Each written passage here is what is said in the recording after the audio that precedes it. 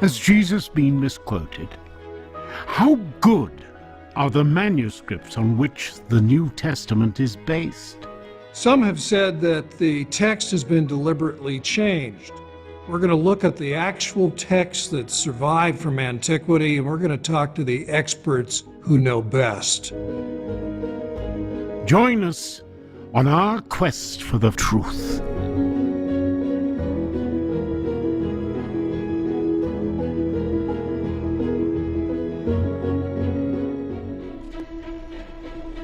In 1897, two famous explorers, Bernard Grenfell and Arthur Hunt, traveled across Egypt in search of ancient manuscripts. Egypt's dry conditions made it the perfect place for manuscripts to be preserved in the sand for hundreds of years. They wound up going to an Egyptian city about 120 miles down the Nile from modern-day Alexandria, a place called Oxirrinco, which literally means city of the sharp-nosed fish. And initially they didn't find anything until someone suggested the old trash heaps, mounds of sand and so forth outside of the city limits. You could probably put most of this ancient dump inside a football field. So they wandered out in amongst these sandy mounds to examine what was there. And one of them noticed a brown leaf sticking out of the sand, and he kicked it with his foot and flipped over a page of ancient papyrus. And as luck would have it, it was from the Gospel of Matthew, chapter 1, which today is P1 in our list of papyri. And so began then several seasons of digs. And over the years, some 500,000 pages of papyrus text were recovered.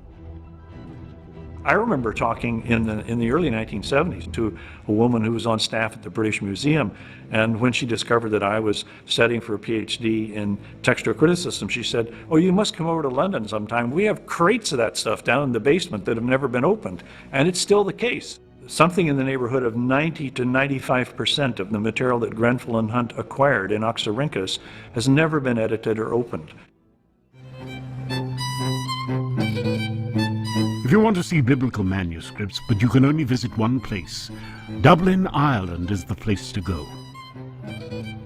The Chester Beatty Library contains one of the most important collections of biblical manuscripts in the world, including the most ancient collection of all four Gospels, Papyrus 45.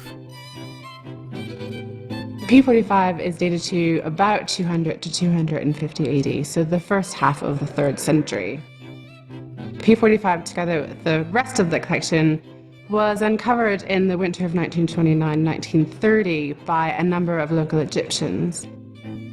It's not really sure exactly where the manuscripts were uncovered, because when the discovery and the acquisition of these manuscripts was published in the Times, it was sensational, because it moved back the existing understanding of the Christian texts at least 100 years. It really confirmed the soundness of the text as we understood it. And while there are variants, there are variations, there are scribal errors, there isn't anything that was sort of fundamentally shocking to anyone that changed the nature of the understanding of the text. So what that tells us is that the earliest period was not nearly as free or chaotic as some scholars have supposed. The other thing, though, impresses me about P45 is that it dates to the very beginning of the 3rd century. When that text was copied, some of the autographs of the Gospels could well have still been in circulation. So P45 could be a witness then to the originals, or at least the earliest copies of the Greek New Testament Gospels. Those earliest copies of the Gospel were found on the writing material papyrus. Since the earliest manuscripts are on papyrus, it helps to understand how it was made and why it lasted so long. Papyrus is made by taking papyrus reeds and a layer of strips that are let's say vertical, placing on top of that a layer that's horizontal, smashing those together so that the natural juices of the reed combine. When you're writing on papyrus in the ancient world, you often write with the fibers. The recto actually refers to the side of the page where the fibers run horizontally, and the verso refers to the side of the page where the fibers run vertically. And a papyrologist is somebody who studies texts written on papyri, basically. The average sized Greek New Testament manuscript is more than 450 pages long. That's the average size. So we have altogether over 5,800 Greek New Testament manuscripts, more than 2.5 million pages of text. The first form it was written in was on papyrus, which was kind of like ancient paper. And then the second stage was parchment, animal skins that are scraped very, very thin. Parchment is the vast majority of our manuscripts. The earliest ones are typically papyrus. The later ones are frequently and then ultimately paper. Our discoveries have not come to an end yet. There's a good chance that we continue to find copies of New Testament texts also in the near future.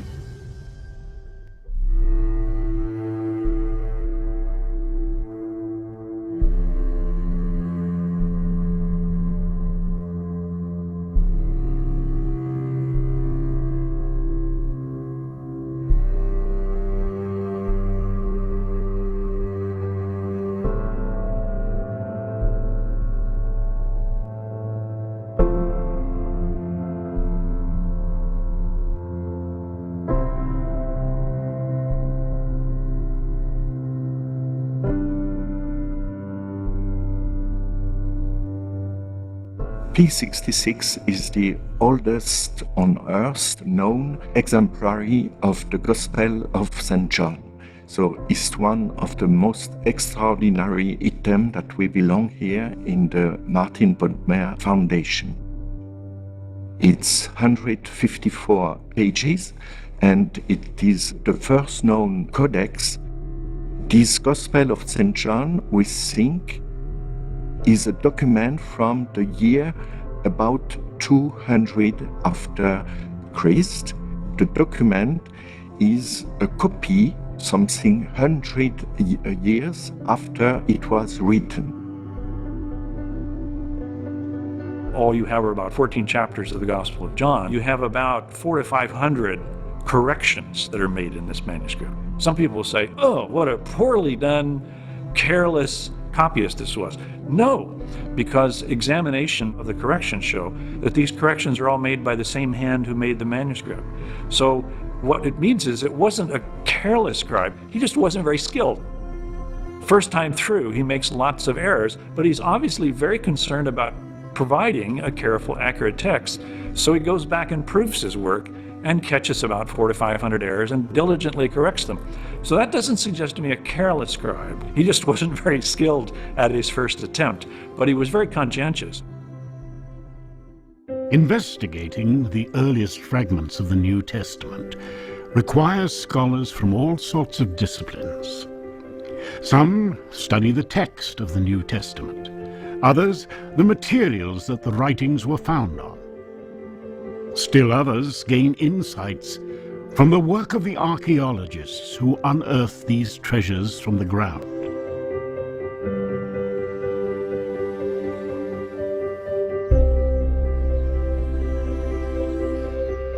Now, we all know what archaeology is. It's a careful digging inch by inch downward, measuring the layers, the strata, and that's why it's called stratigraphy.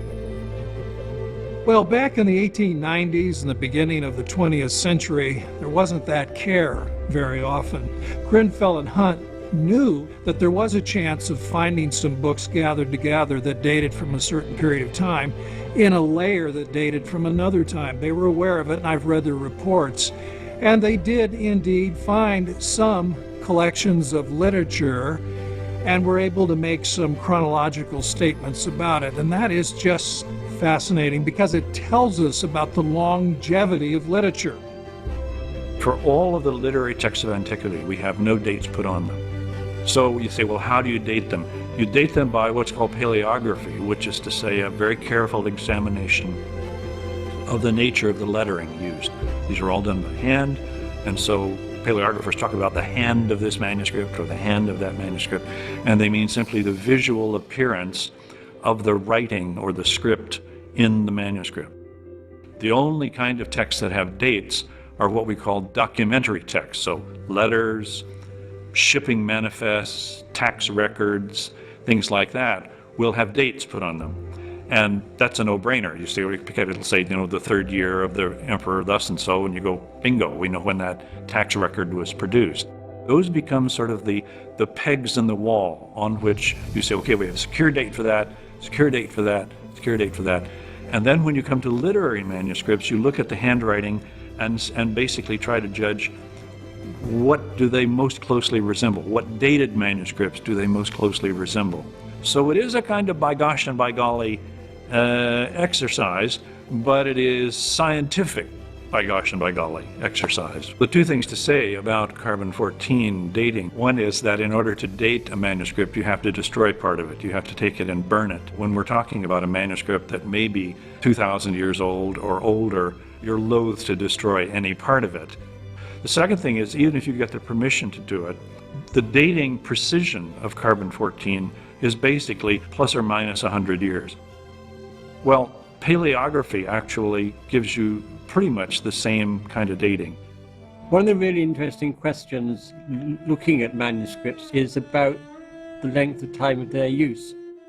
We know with parchment manuscripts that they survive in any decent kind of climate a very long time, but we assume, compared to that papyri were quite short-lived, that they would being used, they would wear out. But there are some imponderables for that, aren't there? Because how long a manuscript survives depends partly on how much you use it. If you're a Christian itinerant preacher going around with a copy of the Gospel of Luke in your pocket, it might wear out more quickly than if you have a copy that's in a building read regularly in Christian worship. One of the things that really interests me, though, was the discovery that there were whole libraries thrown out at the same time. Archives usually are in reference to business papers, personal letters, and other dated information. It's not literature. So when I refer to libraries, I'm referring to literature. It could be philosophy, it could be a romantic novel, it could be a play. And so what Grenfell and Hunt found on 5 or 6 different occasions was a basketful, and in one case literally a basket, the wicker basket itself still intact, containing as many as 20 book rolls of ancient literature that had been thrown out. Now here's where it gets really interesting. If they could do the stratigraphy, what they found was that in a 4th or 5th century layer was a library that had been thrown out, made up mostly of books or book rolls dating to the 1st or 2nd centuries. Now just do the math. That would mean that these book rolls had been read, had remained in use for 200 or 300 years before being thrown out. Scholars who study manuscripts are called textual critics. But textual criticism isn't about criticizing the Bible. It's actually the discipline of comparing various manuscripts and identifying errors in the copying of those documents. Textual criticism is not necessarily something new. The Church Fathers performed their own text criticism. As early as Irenaeus, we see Irenaeus already talking about what are the best and weightiest manuscripts. And I think it is reassuring that whatever principle of textual criticism you apply, I think we're pretty well convinced that in the majority of cases we can get back to the original author's language, style, theology, and so on. No two manuscripts are exactly the same. The differences between manuscripts are referred to as textual variants. Those might be everything from spelling errors to entire verses or even whole sets of missing verses. How frequent are these variants? And how serious an obstacle are they to recovering the original text? We have many old manuscripts, some of them quite ancient, but there are textual variants and scribal errors. How significant are these? Some think that it means that we don't actually know what the original text said. I like to think of them in two different categories, meaningful and viable. Is a variant meaningful? That is, does it change the meaning of the text somehow? Is it viable? That is, does it have a possibility or a likelihood of actually representing the original wording? 1/5 of 1% of all textual variants are both meaningful and viable, and approximately 70% of them are spelling differences. There was no dictionary that said, here's how you spell words. In fact, John was a very creative speller. In the space of 8 verses in John chapter 9, he spells the exact same verb 3 different ways in 8 verses. Spelling is not an issue that affects anything, really. Magdalen College, Oxford, houses one of the oldest fragments of the Greek New Testament in England. It's known as P64. It consists of 3 small fragments, but their dating has been the source of an enormous amount of controversy. P64 is a series of 3 fragments, 3 papyrus fragments, that came to college in 1901. They were found by an alumnus, Charles Huliot, when he was a missionary in Luxor. And so in 1901, he sent the 3 fragments to us, and they've been here since. When they arrived in college, we brought in a scholar who dated the fragments to 4th century. And that date remains loosely what was hung on the fragments for about 50 years. In the 1950s, Roberts moved that date backwards to 2nd century AD, and the date remains 2nd century AD for the next 50 years or so. And it wasn't until the 90s when a fair bit of controversy and scholarship developed around these fragments. That controversy was kicked off by a scholar by the name of Karsten Peter Tide, who in 1994 published an article that the supposed date of 2nd century AD was actually too late. He moved the date backwards even further to middle of the 1st century, so 70 AD or so. That caused a great deal of interest and controversy, both within the scholarly field, but also within the public sphere. For the next 2 or 3 years, scholarship went back and forth over what the proper dating was. And since then, things have settled down to a degree. But the date hung on these fragments is still late 2nd century AD. Dating controversy aside, I mean, these fragments are one of the most treasured items here in college. They're our earliest witness to a manuscript in college, and in fact, in the country. Each year, children from the school across the road, Magdalen College School, before they go off to their confirmation, they come up here and they're shown the fragments. Biblical scholars talk about originals and autographs when discussing the initial copies of the New Testament. Dr. Craig Evans gives us some insight into how letters from the 1st century were written. The author himself may hold the pen, but usually it was a professional scribe that did the writing. And then the pen was handed to the author, who added his name at the very end, and that's why it's called autograph. But there are several important things you need to know about autographs. For one thing, when someone composed a document to send it out, either a letter or a gospel, that wasn't the only copy. A copy was made and then retained, and so in a very real sense there were 2 autographs, although only one was perhaps signed. We should also assume that in some cases involving letters, multiple copies were made. In other words, there wasn't just one original that was sent out as an autograph to one destination, but there might be 3, 4, 5. We actually have evidence for that at Qumran, where we have 6 fragmentary letters, all the same letter, found in Cave 4. It's quite possible Ephesians was one of these kinds of letters, multiple copies sent out to different destinations. But why is this important? Well, if there were 2 originals, one sent, one retained, that greatly increases the chances that one of those autographic texts would have survived for 150 or 200 years, and copies were continuously made of it, which had the effect of stabilizing the text.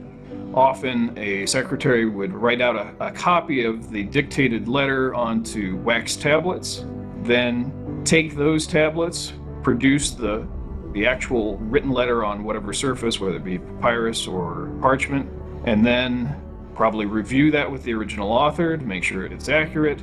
There's another thing, too, that we need to know about letters in particular. Paul's letters, for example, where he not only names himself, he will name other people, perhaps at the beginning of his letter or near the end. And what we know from other letters from antiquity is that some letters were, you might say, group letters or group efforts. In other words, it's quite possible that when Paul is dictating a letter to someone like Tertius, who wrote Romans, that he actually handed the pen to some of his other colleagues who composed a paragraph or two.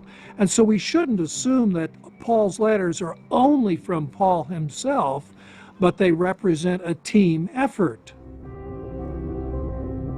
One of the striking things about the earliest Christian texts is the form in which they were written. The Codex was the predecessor to our modern book and was popularized by the earliest Christian communities as their preferred way of recording Scripture. During the first 5 centuries of the Christian era, 90% of all Christian books were written on a codex, and only 14% of all non-Christian books were written on a codex. So this was the first and probably only time in the history of the church where we were actually ahead of the technological curve.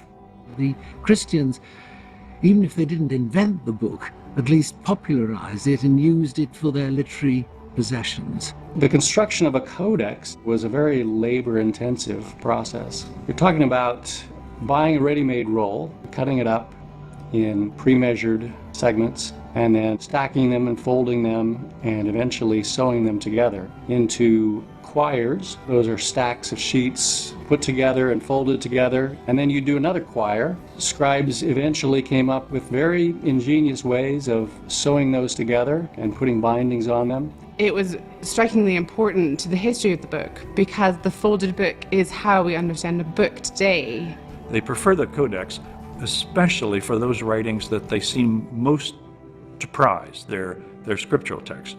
For other texts, they are much freer to use what is the dominant preferred book form of the time, the roll. So let's go to the Gospel of Thomas, for example. We have fragments of 3 copies of the Gospel of Thomas from the early 3rd century. One of them is a page of a codex, written in an average sort of hand with markings on it to show that it was intended for study purposes. The other one is a miniature roll, probably somebody's portable copy of the Gospel of Thomas that they wanted. And the other one is a reused roll. The point is, they weren't prepared for church usage. Those texts that were prepared for reading in church and that were intended to be treated as scripture by the community are almost entirely written on codexes. So when we talk about copies of texts around at the time, the physical form in which they're put is a significant indicator of the purpose for which they were put.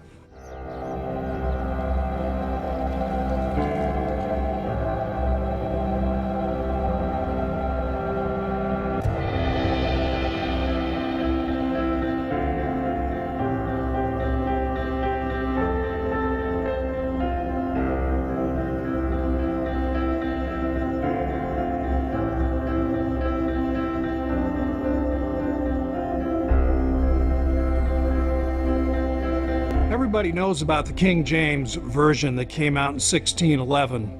What you might not know, though, is that it's based mostly on the text of Stephanus, which was produced in the 16th century. And the text of Stephanus made use of the text of Theodore Beza, or Codex Beza. And what you might not know is that text reaches back to the year 400, give or take a decade or two. Codex Beza also has a Latin text alongside its Greek text, and the Latin text is judged to be reaching back to about the year 200. So here at Cambridge University Library we have thousands of medieval manuscripts, but the oldest of them is Codex Bezae. So it's a late 4th, early 5th century manuscript. It's a manuscript of the Gospels, and it also contains the Acts of the Apostles and a fragment of the 3rd Epistle of John. So Beza was a reformer in Geneva. He was pretty much the heir of John Calvin. After Calvin's death, he basically was the leader of the Reform congregation in Geneva. So this is Beza's letter when he donated Codex Bezae to the University of Cambridge. So it says it's Geneva, it's the 8th of July in the year 1581.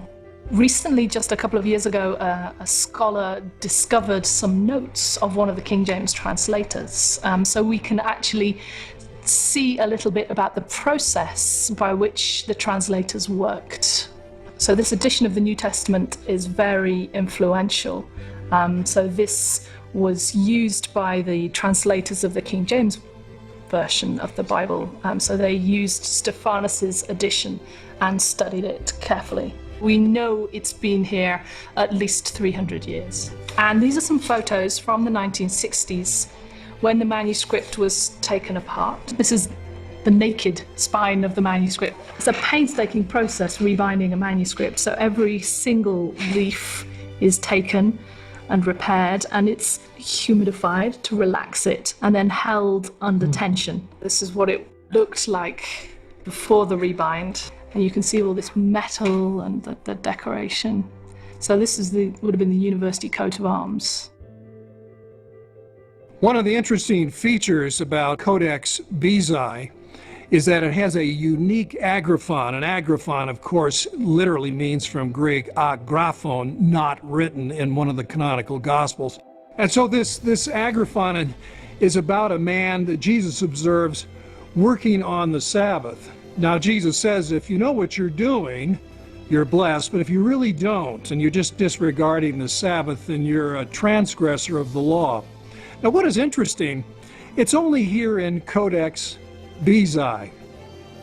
So that special reading in Codex Bezae is relegated to a footnote on page 237. And I like it, meo vetustissimo, my very old. Yes, yeah.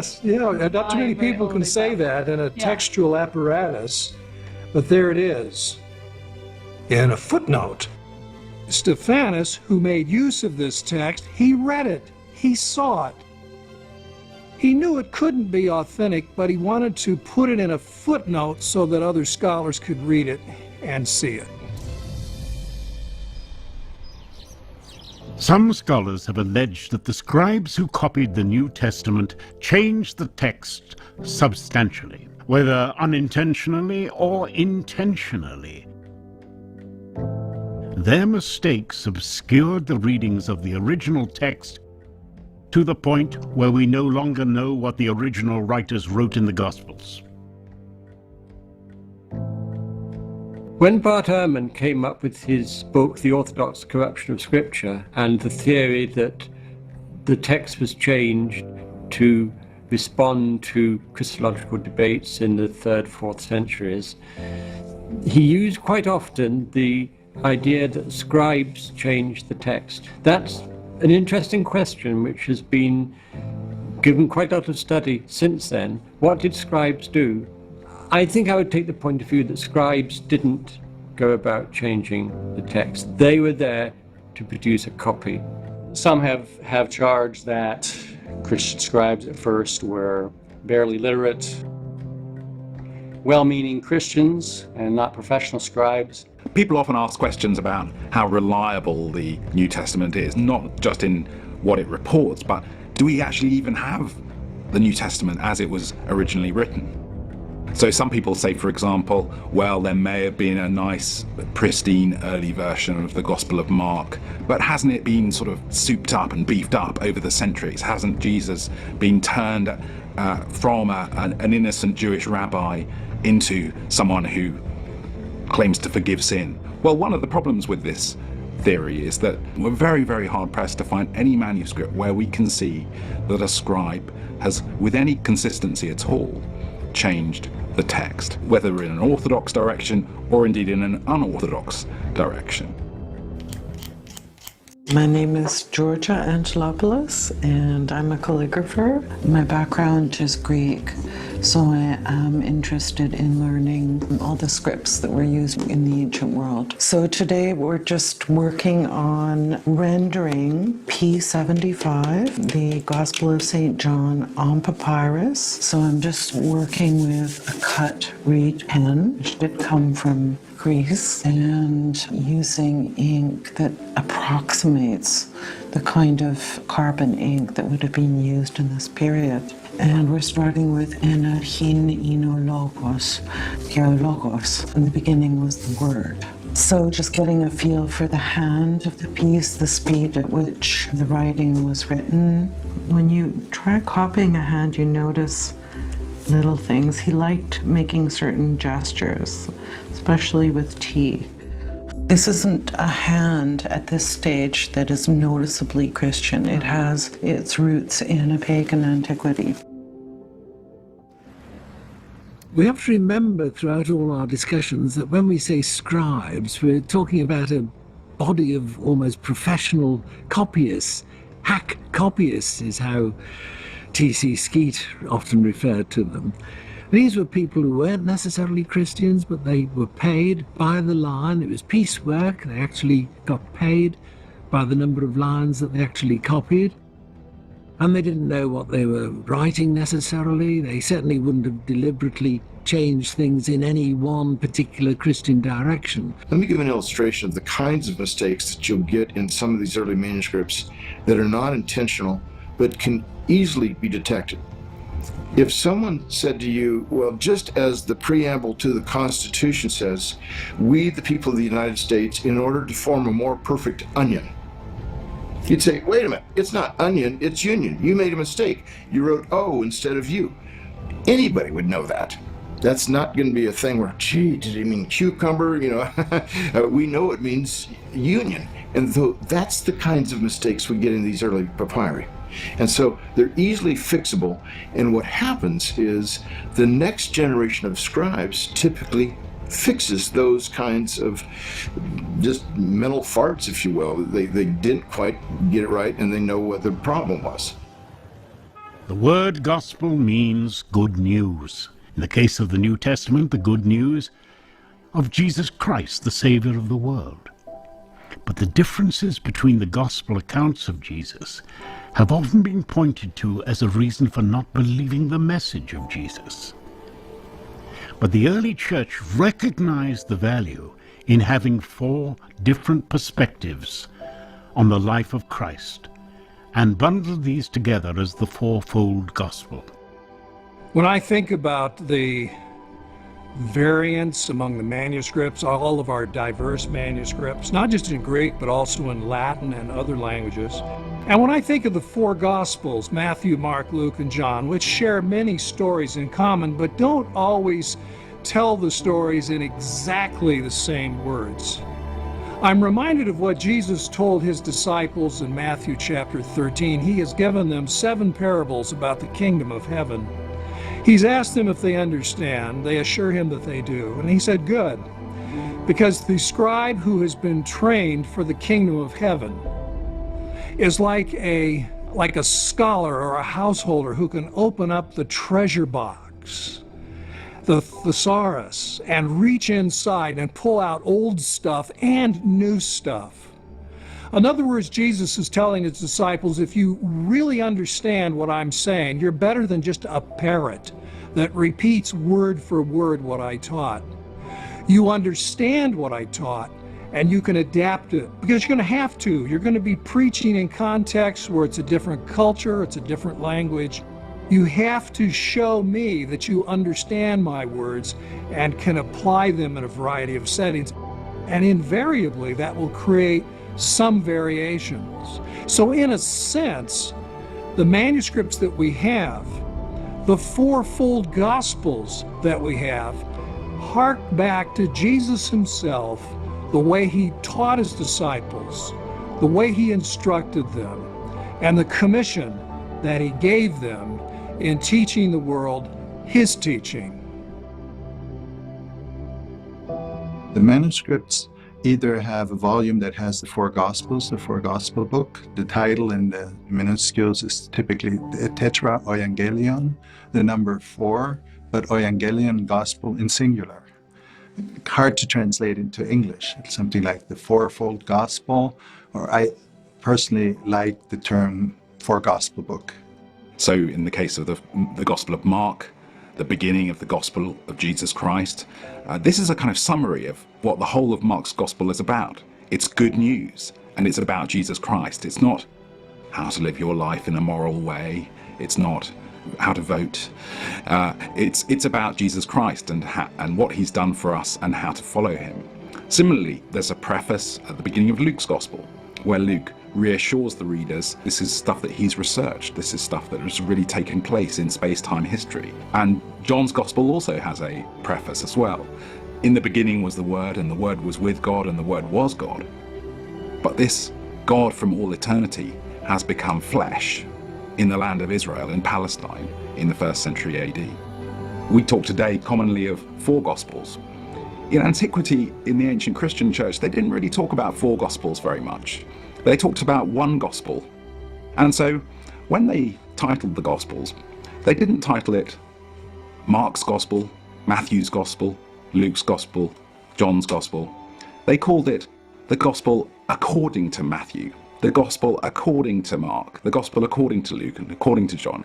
And one of the remarkable things about the manuscripts of the New Testament is that there's enormous consistency all the way through. We find hardly any variation at all in what the Gospels are called. They always have these same authors attributed to them. They were never anonymous, but they always had these same titles inscribed on the manuscript. Although the vast majority of textual variants are spelling errors or little notations, there are a couple of longer passages that stand out. They're known as the long ending of Mark and the story of the woman caught in adultery. They don't appear in the earliest manuscripts. So how did they come to be in the New Testament? Now, some, of course, allege that there have been changes in the New Testament text. Well, where are they? There are only two significant alterations or questions that we know of. One of them is the story that's found in John's Gospel between chapters 7 and 8. That's the story about the woman caught in the act of adultery. The other one that's a question and involves 12 verses or so, and that's the ending of Mark. That is Mark chapter 16, verses 9 to 20.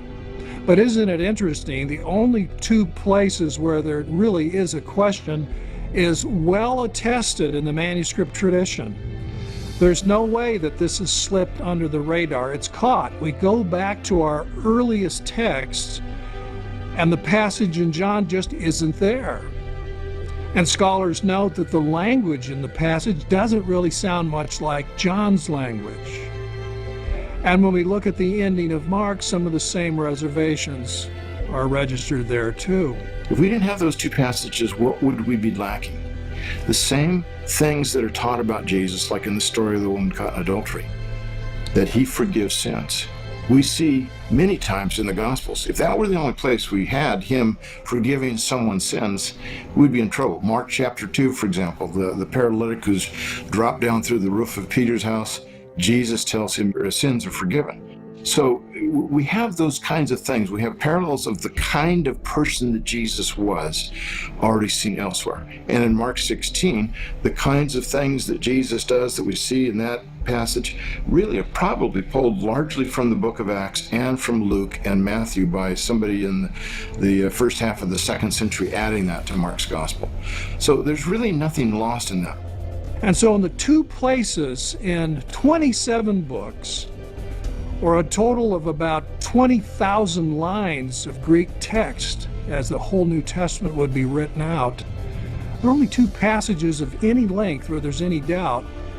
But there is no doubt, because the manuscript evidence is so substantial and so early, we can identify them as ringers. They really don't belong in the text. And you could add to that 2, maybe 3 other passages involving 1, maybe a verse and a half, 2 verses at most, and it's the same thing. Text critic great Bruce Metzger remarked there were only 40 lines out of 20,000 where there was any doubt at all about how it should originally read.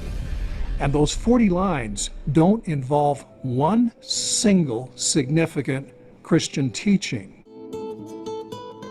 The Vatican Library houses one of the most important Christian codices in the world, Codex Vaticanus. Its origins are unknown, but many scholars believe it was one of 50 copies of the Bible that the Emperor Constantine commissioned. Codex Vaticanus has been in the Vatican Library since at least the 15th century. It seems to appear in an inventory of the library which was made in 1475. We don't know how it came to be here. That's the first news we have of it. Whoever has seen Codex Vaticanus in a facsimile edition or so will be fascinated. It is like the Bible as you hope it was when it was old, a really big fat book, that you can go through, you can read easily. There are not that many corrections in it, it just absolutely looks beautiful. When you look closer, you make more discoveries. There are actually notes in there. People have been reading that book, for more than 1,000 years and leaving little notes, leaving little thoughts in between the lines at the side. One user felt very sorry for the manuscript because the ink was fading. So he went through the whole manuscript and rewrote every single letter again with his ink, except those passages that he couldn't find in his Bible. So if you look at Codex Vaticanus today, you can rather quickly just go through it and look for those faded passages. And then this is a place where we have probably a very interesting variant. Codex Vaticanus is just a fascinating manuscript. We don't really know where it comes from. It just shows up in the 15th century and gets a card in the Vatican Library. We're not sure where it comes from. Looking at the paleography, the way the letters are written, it is usually dated into the 4th century. Many translators have wrestled with choosing the best variant reading for a particular verse, but some scholars have even gone so far as to say that the Gospels have been corrupted to the point where we have no idea what the original writers even wrote down. But does the manuscript evidence actually support that claim? The late Helmut Kester, who was an outstanding scholar at Harvard for decades, one time in one of his publications stated, on the basis of no evidence, it was just an assumption, stated that the texts that we have, the manuscripts that we now have, probably don't reflect the originals. That there has been a lot of changes that took place in the 1st century when the Gospels and Paul's letters were first written. In other words, the very first copies, and then the very first copies of the first copies. When these copies were being made in the 1st century, on in the 2nd, there were all kinds of wild changes made. The evidence simply does not support that assumption. And one of the things that has caused us to doubt that scenario is the discovery that the ancient manuscripts were in use a long time. Because what we have found, thanks to archaeology hand in hand with manuscript discovery, we discover that, manuscripts were in use 200, 300 years or longer. How does this happen? Well, Oxirrinco, where 500,000 pages of text were recovered in the 1890s on into the 1920s. Well, some stratigraphy was done. And so we have libraries that have been thrown out, and we can do chronological study of these books. And what we find is that literature typically was in use 150 years to 200 years, sometimes 300 or 400 years. Now, the implications for the New Testament are obvious. If Paul wrote his letters in the 50s and 60s, if the gospel writers wrote their gospels in the 60s and 70s of the 1st century, and the autographs remained in use for 150 years, that takes us all the way into the early 3rd century. We have continuity from the autographs to these early copies we have. And those early copies would have had the same duration, the same longevity, which takes us right into the 4th century, where we have the complete Greek New Testament, like Codex Vaticanus or Codex Sinaiticus. And when those were written, these other papyri that you can now see in Geneva or in Dublin or wherever, they were still in existence. And so this idea that, oh, well, who knows what Paul originally wrote in his letters, or who knows what the gospel writers originally said about Jesus, there's no foundation for that kind of skepticism. This has been commented on. Fred Wissey, longtime professor at Yale, remarked one time that the stability of the Greek New Testament text is such that he considered it nothing less than a miracle. I thought that was an interesting thing, because he wasn't being pious or theological, no intended apologetic there in his observation. But he ought to know, because as a scholar of Coptic Gnostic texts, he knew what instability was all about. The early church faced numerous challenges from groups who wanted to put their spin on the gospel. One of these groups called themselves Gnostics, which means knowledge. They produced gospels that were attributed to the apostles, but contained what they believed were special insights into the nature of reality. We refer to certain groups in early Christianity and certain texts sometimes as Gnostic or representing Gnosticism. This has become an increasingly controversial and woolly term, but I think mainly what we're talking about, if I could say that the hardcore example of Gnosticism, is people who believed that there was a high good God and an inferior evil God. And they tended to think that the world was actually made by the evil God. It's part of the reason why in all of the Christian creeds from the Apostles' Creed onward, the very first thing that you say is, I believe in God the Father, creator of heaven and earth. They would produce sometimes some very odd counter readings of scriptural texts. So one of the earliest people to comment on this is Irenaeus, who was a bishop in Lyon in France in the 170s and 180s AD. One of the first things he commented about an apocryphal gospel is about the gospel of truth. The thing that Irenaeus says about this is the ink is still wet on the manuscript of the gospel of truth that Irenaeus got hold of. It wasn't written in the apostolic age. It didn't have the ancient credentials that Matthew, Mark, Luke and John had. Another church father, Eusebius, often talks about apocryphal texts as well. And one of the things that he says is that they clearly weren't written by the apostles that they claim to have been written by. So Eusebius calls some of these texts bastards, illegitimate children, because they don't have the parents that they claim to have.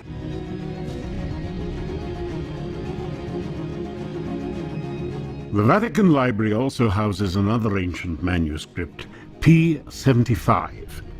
Its reading bears a striking resemblance to the famous Codex Vaticanus, and is one of the most significant and studied manuscripts by scholars throughout the world.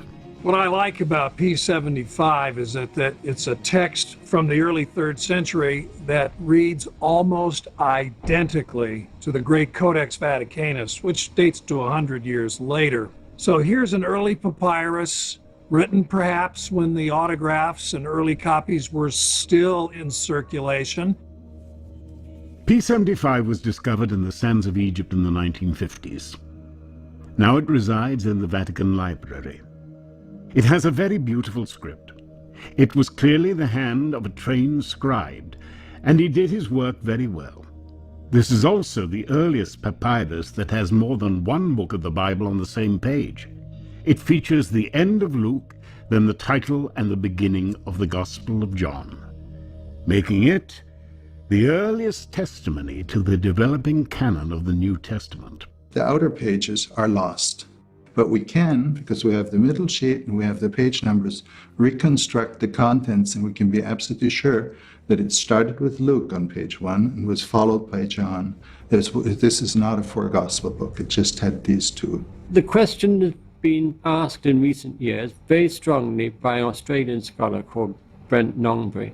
How do we go about dating these things? And he said the first rule has to be we work with manuscripts that can be dated to date undatable manuscripts. He started to look around for documents which can be dated to a certain period of time and looked for the ones which are closest in appearance to P66.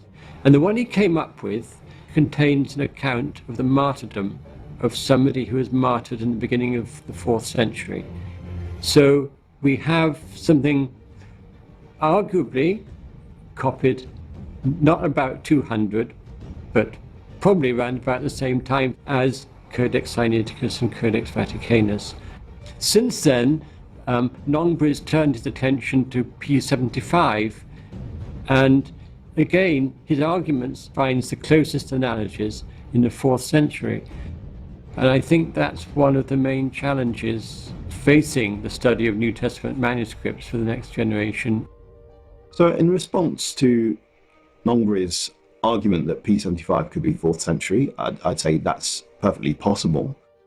However, there is a structural weakness in his argument, which is he actually uses the resemblance between Vaticanus and P75 as an argument for putting P75 late.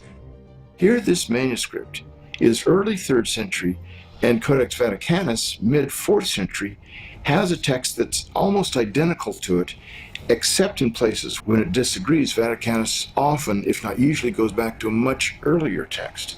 Those two manuscripts together tell us that we have a text that is a very pure tradition going back very, very early.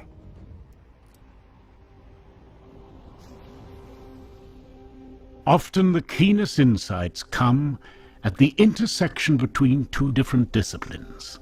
In this case, Dr. Craig Evans presented groundbreaking research at the intersection of archaeology and New Testament studies in a paper documenting the length of time that manuscripts were used in the ancient world. Well, not too many years ago, a classicist named George Houston investigated Roman libraries, Greco-Roman libraries from antiquity. And one of the things he was interested in was this question: how long were literary book rolls in use before being discarded? And he discovered that most literature was in use for 150 to 200 years, and in some cases even 3 or 4 centuries. It's a fascinating study, but he didn't say anything about biblical literature. So we need to investigate that. And what we find at Qumran, scrolls, Bible scrolls, were in use for 200 years or more when the Qumran community came to a sudden end, which means those scrolls hadn't even been retired yet. How long would they have been used? Then you think of some of the great Christian codices like Codex Beatty or Vaticanus. And these codices were in use hundreds of years before they were retired. And so if we apply these observations to the ancient Christian writings, the first papyrus books of scripture that Christians produced, dating back to 200, like P66 and P45, we have to wonder, when those were written out by scribes in the year 200 or whenever, we have to realize that some of the originals of the New Testament, what we call autographs, may well have still been in circulation. And of course, their very first copies made in the 1st century could still be in circulation. So if the observations of Grenfell and Hunt more than 100 years ago, or Professor Houston in more recent years, if those observations are applied to New Testament scriptures, then there's a possibility that we have this continuity from the original text to what we now have in our museums and libraries today, like P45, P66, P75, and others. and a continuity between them and the great codices like Vaticanus and Sinaiticus, which contain the entire Bible, the complete New Testament as well as the Old Testament. So what it suggests is there really isn't any room for the idea, these theories, that there have been wild, crazy changes made, or that there are so many errors or so much corruption in the text we really don't know what it originally said. The evidence strongly suggests otherwise. The evidence suggests that the Bible that we have now is the same as the Bible when it was originally produced long ago.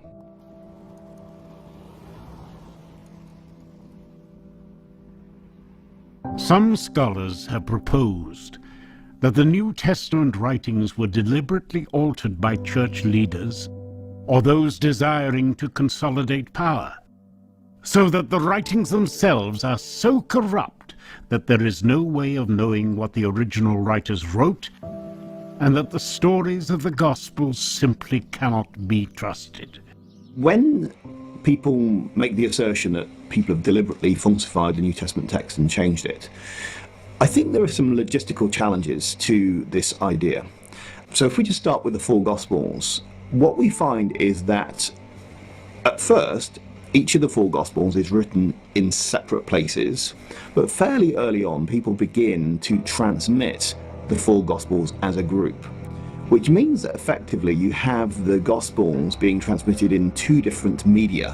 One is singly and the other is as a group.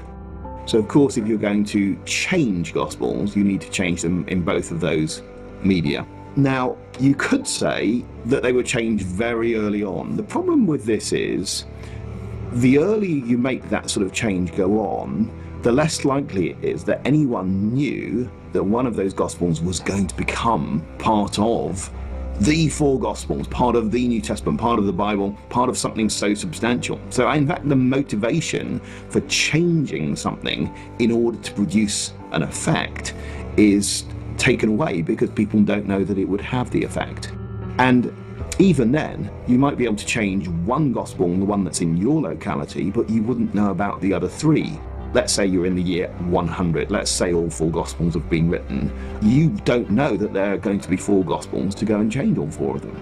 So there are these problems when you try and locate a period when someone could have changed all four Gospels. I want to know, when is it? Is it the year 100, 110, 120? Just give me the period, because whenever you make that claim, I'm going to find difficulties. If you start saying someone was changing the Gospels around the year 160, then I'm going to have the problem that, well, the Gospels have been spreading for quite some time by now. There's a full Gospel collection, but also Gospels are being transmitted individually. Are you going to change both of those?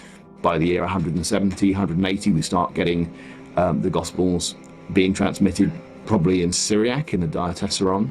So that becomes difficult. By the year 200, we probably have the Gospels being transmitted in Latin in North Africa. Certainly by the year 300, we'd have it in Coptic as well. And so you start asking the question, when could someone actually change all four Gospels? Now, we know that there are a couple of passages which have significant additions to the earliest text. One is at the end of Mark, and another is this woman caught in adultery. Those cases really are unique, because the great thing is that the early versions often omit those things, or they show some omission and some with them present. In a sense, if someone tries to do anything, you get this mess of evidence, and that's great, because that shows you there's been no conspiracy to try and make all the evidence look the same. It also gives you a lot more certainty about all of the other passages, because you know that if someone had tampered, you would get that sort of pattern showing up. The fact that the pattern doesn't show up. So I want to say that really throughout the whole of history, there's never been an individual who's been in a position to make deliberate substantial changes across the New Testament. There's never been an emperor, there's never been a pope, there's never been anyone who's been in a position to do that. And of course, when you go to the Middle Ages, there are so many different translations that logistics of just going around and changing them all would just be phenomenal. When we talk about the New Testament canon, we really need to address a popular myth. And the myth is that the Emperor Constantine in the 4th century, in conjunction with the Council of Nicaea, the very famous council in church history, picked the books that were going to be in the New Testament. Now, this idea was popularized through the novel by Dan Brown, The Da Vinci Code. You'll see it picked up on any number of internet sites. And there's just one little problem. It just isn't true. And we know it's not true because we have the decisions that were made at the Council of Nicaea. They were written down, they are codified, they're referred to as the canons of Nicaea. You could actually go look those up on the internet and see that the council did not make any decision about which books belong in the New Testament, nor did Constantine dictate that that be done. Canon comes from the term kana, which was a measuring stick or a reed. It just refers to a rule or standard by which other things are measured. So I think we need to, again, consider that sort of thing when we talk about the New Testament canon. Now, there are a number of places where scholars will try to say, aha, this proves that the ancient church changed the text to affirm the deity of Christ and other things like that. And Bart Ehrman, in his book, Misquoting Jesus, leads you down the path of suggesting that very thing. But in the paperback edition that came out a few months after his hardbound edition came out in 2005, the publishers apparently wanted to keep the sales going, so they added an appendix. And on page 252 in this appendix, they asked him, so why do you disagree with your mentor, Dr. Bruce Metzger at Princeton Seminary, about the nature of these variants? Because he says no essential doctrine is affected by any of these viable variants, and you're saying that they do change doctrine. His response is no cardinal doctrine, no essential doctrine is affected by any of these variants. Now that's remarkable. Even the publishers themselves had misread what Bart Ehrman said in that book. And even Bart Ehrman, when he was interviewed, said, oh yeah, the doctrine of the New Testament is changed by these variants. He couldn't prove it though. And here, in a moment of honesty and openness, he had to admit no essential doctrine is affected. Tens of thousands of people have abandoned the Christian faith because of Bart Ehrman's writings and misquoting Jesus. I've used that quotation in all 3 debates I've had with him, and that's how I closed the debate. And it's irrefutable because he's the one who said it, and all I can say to that is, amen, you're right.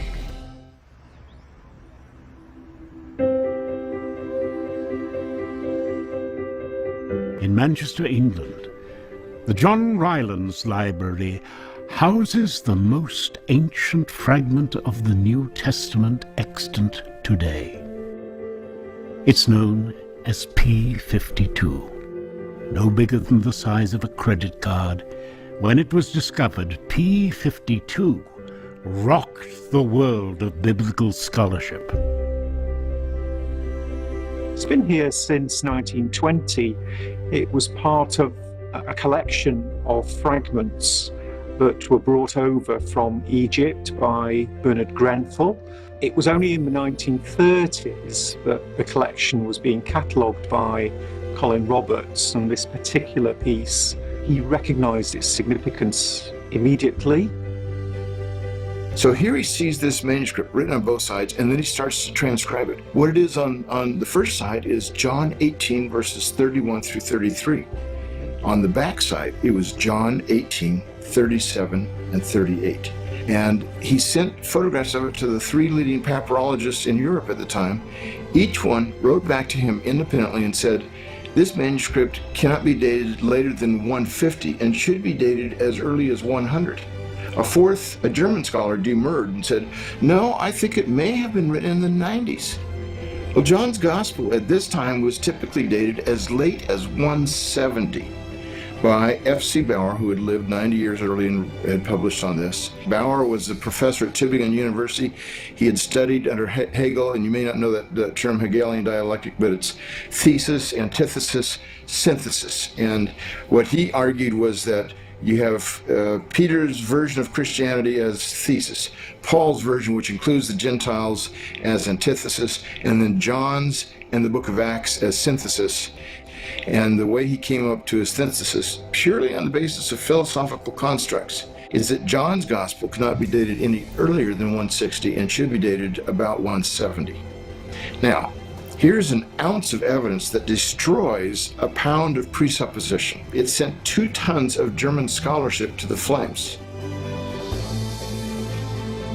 Most people who study the subject still regard P52 here as the earliest piece of New Testament in the world. Before it was on permanent exhibition, we would bring it out for people. And it was really interesting to observe their responses to it. People would often get very emotional in front of it. They would want to touch it, kiss it in some cases, understandably want to pray in front of it. So it has the status of almost a relic. It has that significance beyond the physical entity and beyond the text that it contains. Could it be possible that when this papyrus was written, the autographs, the originals, and early copies were still in circulation? Seems hard to believe, but you know, there were some early church fathers who thought so. Tertullian, for example, writing in about the year 190, responding to heretics who had mutilated Paul's letters, changing the wording, he said, look, it reads this way, and you can see his letters, and he's referring to the autographs, the originals, and he actually names the cities where they are located. 6 or 7 of Paul's letters. The originals still in existence at the end of the 2nd century. The church father, Bishop Peter, says the same thing about the Gospel of John. The original is still at Ephesus where the faithful kiss it. So this means the burden of proof has shifted away from those who say the text is stable. The burden now rests heavily on those who say we shouldn't trust the text. The text has been changed, and therefore we might never know what the text originally showed. What we are really at issue about is not whether we can recover the New Testament, but whether what we have in our printed text is exactly what the New Testament authors originally said. And I would say we can have a great deal of confidence that we have the original wording on the printed page of a Greek New Testament. It's either in the text or it's in the footnotes. We know what Paul said, we know what the rest of the writers of the New Testament wrote because of this vast amount of great manuscript evidence we have from early on through the centuries. We've traveled throughout Europe. We've visited museums, libraries. We've looked at the oldest manuscripts of the Greek New Testament. We've spoken to the curators who protect them. We have interviewed scholars who study them. And we've asked them all, how good are these manuscripts? And what we've been told is that they're very old. They get very close to the originals. And what was very exciting, they preserve the text of the originals. So when you read the New Testament, your translation of the Greek manuscript, you should know that what you have is what they originally said. You have every confidence in reading the New Testament to know that that is indeed what the original author said. I think you really are reading the Word of God. So the next time you read the stories of Jesus, remember the incredible body of evidence inscribed on these fragments.